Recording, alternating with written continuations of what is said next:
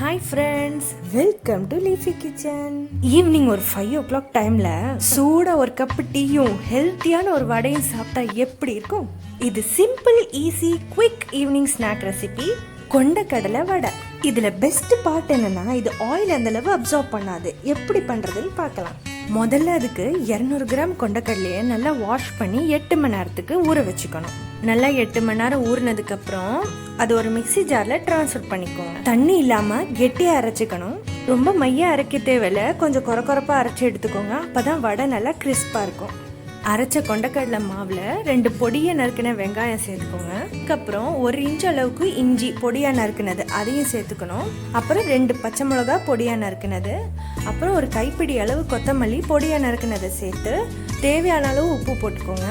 அதுக்கப்புறம் 1 table spoon chilli powder போட்டுக்கணும்.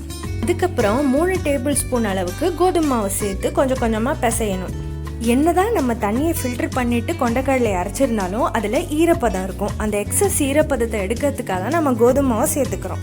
கொஞ்சம் கொஞ்சமா 3 டேபிள் ஸ்பூன் அளவு கோதுமை மாவு போட்டு பிசைஞ்சுக்கோங்க. அது மட்டும் இல்லாம ஹெல்த்தியான ஸ்நாக்கா இருக்கணுங்கிறதுக்காக தான் நம்ம மைதா மாவு சேர்க்காம இங்க கோதுமை மாவு சேர்க்கிறோம். நல்லா பிசைஞ்சதுக்கு அப்புறம் கையில எண்ணெய் தடவி வடையா தட்டி எடுத்துக்கோங்க. நான் இங்கே செக் எண்ணெய், கடல் எண்ணெய் தாங்க யூஸ் பண்ணுறேன். பேக்கெட் சன்ஃப்ளவர் ஆயில் இல்லை ரீஃபைண்ட் ஆயிலை விட இதில் பொரிச்சு எடுத்தா உடம்புக்கு ரொம்பவே நல்லது. லோ மீடியம் ஃப்ளேமில் நல்லா கிறிஸ்பாக 2 சைடும் வர வரைக்கும் பொரிச்சு எடுத்துக்கோங்க. டீப் ஃப்ரைட் ஐட்டம் வெளியில வாங்கி சாப்பிட்றத விட நம்ம இந்த மாதிரி வீட்லயே பண்றது ரொம்பவே ஹெல்தி. நம்மளை விட நம்ம முன்னோர்கள் ஆரோக்கியமா இருந்ததுக்கான ரகசியமும் இதுதான். கண்டிப்பா வீட்டுல இருக்கிறவங்க எல்லாருக்கும் இந்த வடை ரொம்ப பிடிக்கும். அதனால கொஞ்சம் எக்ஸ்ட்ராவாவே பண்ணி வச்சுக்கோங்க. நல்ல கிறிஸ்பியா கோல்டன் கலர்ல வெந்ததுக்கு அப்புறம் சுட சுட டீயோட நீங்க இதை சர்வ் பண்ணீங்கன்னா அப்பா அட்டகாசமா இருக்கும். ட்ரை பண்ணி பார்த்துட்டு உங்க ஃபீட்பேக் சொல்லுங்க. சேனலை மறக்காம சப்ஸ்கிரைப் பண்ணி பெல் பட்டன் கிளிக் பண்ணிக்கோங்க லேட்டஸ்ட் வீடியோ அப்டேட்ஸ்க்கு. தேங்க்யூ.